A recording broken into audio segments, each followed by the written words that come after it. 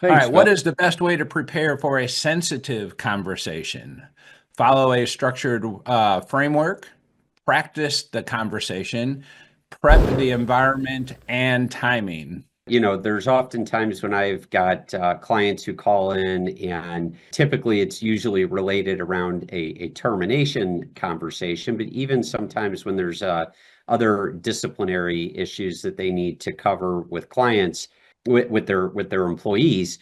I work with the HR person who I'm talking to and prepare talking points for them so that they do have some sort of a structured framework and something to bring themselves back to if the conversation starts to derail. And we'll provide some avenues in there if the conversation would turn hostile or belligerent, etc., and some alternative paths and suggestions for how to bring the conversation back around to a more productive conversation.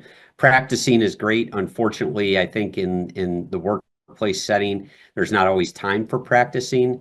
And one of the things that's very difficult is when you're dealing with another personality, is trying to predict how that other personality is going to Yeah. react and then try to prepare for every contingency. You're not going to be able to prepare for every contingency. You can certainly prepare and practice for the most likely contingencies, but not necessarily every contingency. And the third one, prep the environment and the timing. That's definitely a factor to consider: where to have the conversation, what time of the day to have the conversation. Those are all really, really important things to think about when you're having one of these difficult conversations. Yeah, no, I agree. And I do like the practice part. And the practice part to me isn't trying to go word for word. It's Sure. really practicing, and it's more preparing, like, okay, if the person I'm dealing with takes this left turn and goes this way, okay, how do I bring them back to point? Right. Or if I know the person, I might be able to predict, well, they're going to try to deflect and blame somebody else, and how am I going to handle that? But the reality is getting really good at these.